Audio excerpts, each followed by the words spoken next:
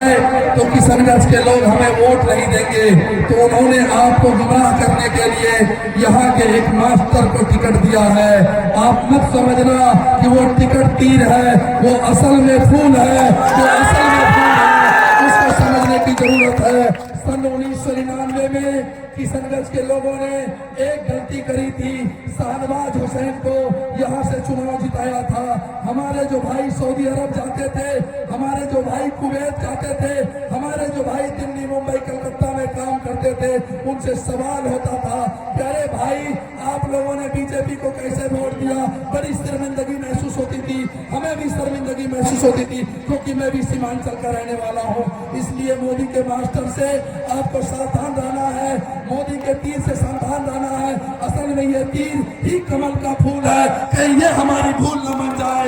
इसलिए अपने पतंग के डोर को मजबूती से पकड़े रहना है। ये पतंग की डोर ही हमें न्याय दिलाएगा, ये पतंग का डोर ही हमारे उत्थान की बात करेगा, ये पतंग की डोर ही एमयू का निर्माण करेगा, ये पतंग की डोर ही हमारे लिए अस्पताल बनाएगा, ये पतंग की डोर ही हमारे लिए 3 इदारे बनाएंगे, ये पतंग की डोर ही हमारे लिए इंसाफ की लड़ाई लड़ेगा और इंसाफ लड़ेंगे।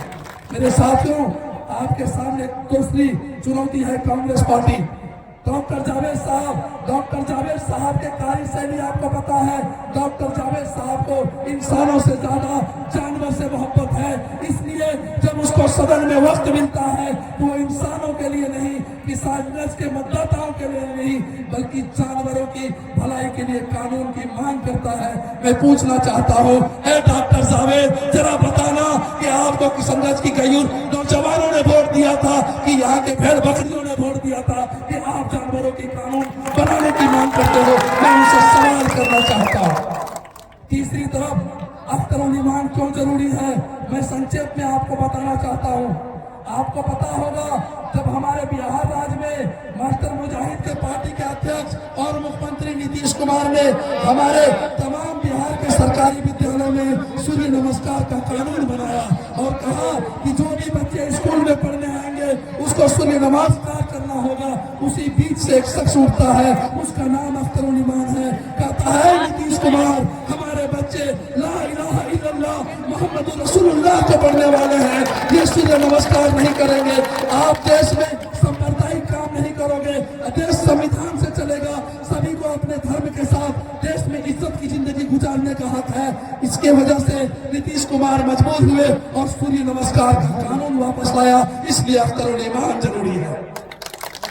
हमारे नौजवान प्रदेश जाते हैं कमाने के लिए, सऊदी अरब कुवैत जाते हैं, कनाडा जाते हैं, अमेरिका लंदन जाते हैं, वहाँ उसकी डेट हो जाती है। तो अख्तरुल ईमान साहब ने सूबे के मुख्यमंत्री नीतीश कुमार को कहा कि नीतीश कुमार जी, अगर हमारे बच्चे बेरोजगारी की वजह से विदेश कमाने के लिए जाते हैं, वहाँ उसकी डेट हो जाती है, वहाँ वो इंतकाल कर जाते हैं, वहाँ वो मर जाते हैं, उसके लाश घर वाले नहीं ला पाते हैं, आप उस लाश का प्रबंध कराओ।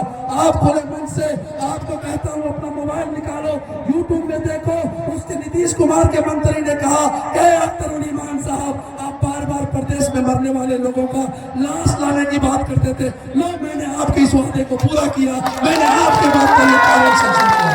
मेरे भाइयों, अख्तरुल ईमान इसलिए जरूरी है। हमारे अररिया में शाहबाज नाम के एक बच्चे की लिंचिंग कर दिया एसएसपी के जवानों ने।